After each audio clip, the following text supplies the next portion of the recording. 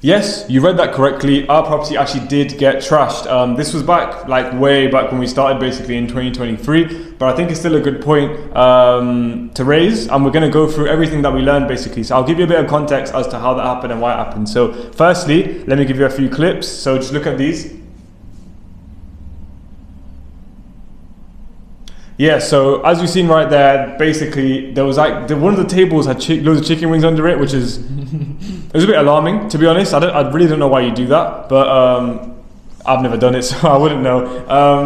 There was that. Obviously, there was loads of smoking substances everywhere, and it was just it was a bit of a tip, to be fair. And it's one of those ones that up front, you look at it like it's the worst thing ever, I guess. And at the time, it did feel like that. Like when I was recording, it's because I was terrified. I didn't know what I was going to see, and thankfully we've grown from it and we've learned from it. So we're going to start with our lessons, and then we'll teach you the overall lesson, I guess, that we got. But we'll teach you exactly the actionable things that we did to prevent parties from ever happening. We've never had a party since, and as far as we have these strategies, and as long as we have these strategies in place, I'm sure we won't ever have one again.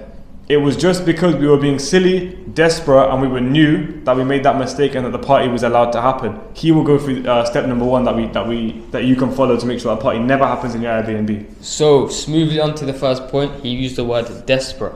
This describes exactly why this happened. We were desperate for booking, so we didn't have a minimum night stay.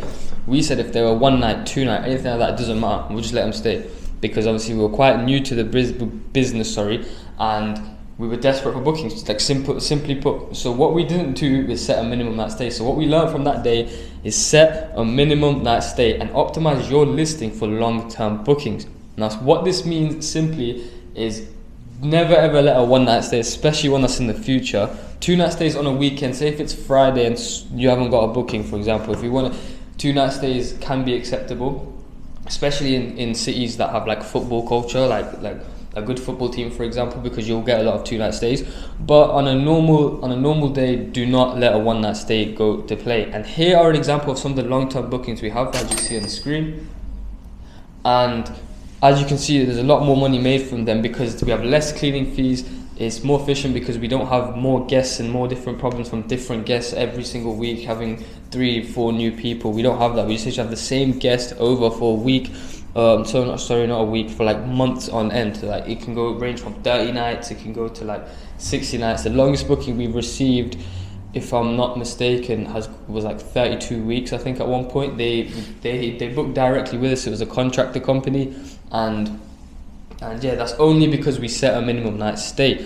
Now this protects you 100% from parties, because people that want to book a party people that want to throw a party, won't book up an Airbnb for 30 plus nights. It's a lot of money wasted for short-term enjoyment. So that's the first thing we learned from actually getting that party in the property. It was set that minimum night stay up, and it will completely deter these people from booking your property, and it will keep your property safe and secure. Now, the second point he'll explain right now. Okay, so point number 2 is ID verification and security deposits.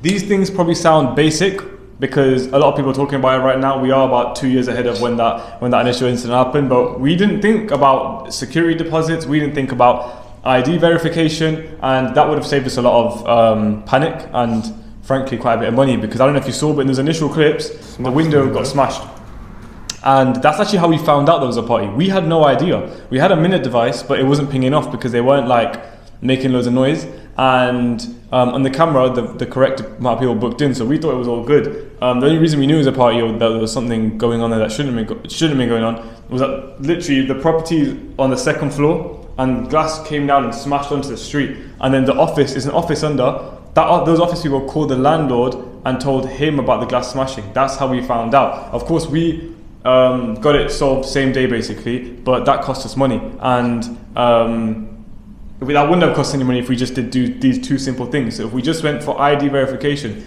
all of our bookings now, if they book with us, we require ID to be verified. And the way that's done is it's done automatically. He doesn't go and check their passports. I don't go and check their driving license. That's not how it works. We've set up systems in place which allow it to just happen. They have to submit it. If they don't submit it, they don't get to stay in our place. Simple as. And if they don't want to do that, then guess what? You don't even want them in your property anyway. They're going to be troublemakers. If they have a problem sharing their ID with you, then they're going to be a problem anyway. So it's good that they didn't book. Like, the money isn't even worth it at that point, because yeah, you've made £400 in revenue over a 4-night stay, but then your window's smashed up. Like, it's not really worth it. So that was number one. It's a damage deposit. What we recommend, is at the same time as them giving you their security details, their picture, stuff like that, you ask for a damage deposit. This can be, it's a range. We say from 150 to 350, in that sort of range. And what that does is it allows us to basically, so they don't get charged it, but they pay money into it and we can seize it at any point. Of course, we don't just seize it. We only seize it if they breach terms and conditions, which can happen sometimes. It doesn't really happen often, but it can happen. Like recently, we had a guy, God knows what he was doing. He sat on the pool table and it broke. He sat on the pool table and it broke. So and then they didn't tell us. They weren't being genuine about it. He tried to run away. So we seized it in that circumstance. And what that meant was that now moving forward, that people are less likely to damage it because they put money down and they know that it's literally going to cost them. So not only are they damaging someone's property, which they probably shouldn't do, they're also paying for that enjoyment, right? So they're paying us £400, £500, £350, whatever. So it just deters them that way. So those are the two biggest action steps that you have. Do these and make sure that you prevent your property from ever having any parties, because unless you want your windows to be smashed in, unless you want there to be like weed everywhere, unless you want like on the ceiling as well, there was like smoke, like burns basically, like how do I describe it, like brown holes basically from the steam and the smoke going up. So it's not worth it, guys. Make sure you put these steps into place and make sure you learn from our experience. So I guess the final thing that we want to share is how it impacted us, or what we've learned about the situation as a whole. So when you're a business owner, or when you're looking at Airbnb as a business, you probably hear that there's parties there, it's risky, whatever. We had I guess you could call it arrogance, to believe that it wouldn't be us. So that's what prevented us from putting these systems in place. You do not want that to be you. It could be you. I'm not saying it will be you. I definitely do not wish that upon you, but it could be. And the best way to prevent it is putting those action steps in place. So try not to be arrogant in that regard, and make sure you listen to what we say, basically. I think also, like, what you can also raise is like the growth aspect. You don't grow unless you get problems thrown your way. I'm sure all of you, if you pray, you might pray for strength, you might ask for God for like willpower and stuff like that. These situations are the exact situations that God throws your way to allow you to develop strength, to develop willpower. Now that we've been through that at such a young age, like we're pretty fearless now. Like our risk tolerance definitely gone higher. Like we're definitely in a better position, I would say, in terms of business, in terms of courage, in terms of our personal backing. So that's a good position to be in. And yeah, is there anything else you want to add? Yeah, literally exactly, smoothly on from that point, it's exactly what I was going to say. But what I would just want to add to that is people don't realise how strong they actually are. Like, for example, people won't want to start an Airbnb business because it gets trashed. Like, I've seen people say that. People have said that to me personally. They've messaged me, they asked how likely is it that the property gets trashed, sort of thing. And I'm just like, every time I think of it, I'm like, it's not the end of the world. I was 18 when it happened. He was 20 when it happened. It was like, just move on. Like, you literally, after it got trashed, we cleaned it up and it was back on the market like 4 days later.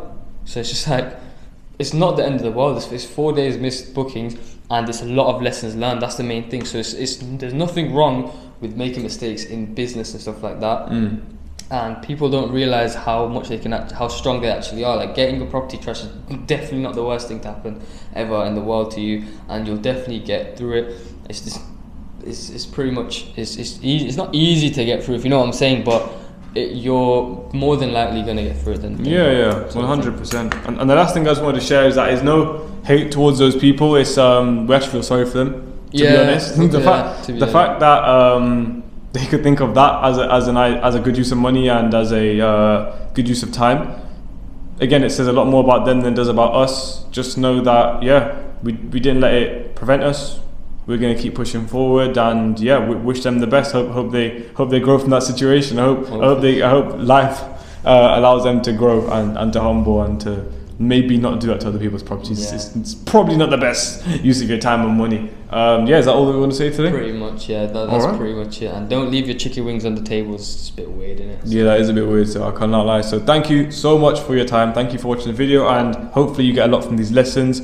the whole point is basically to help ourselves. So like if this video was out and it caught our eye 2 years ago, this wouldn't have happened. 100%. We wouldn't even have a lesson to tell. So we're using our lessons to help you make sure you make the most of it. It is not every day that you're going to have someone genuinely telling lessons from experience. Take care, everyone.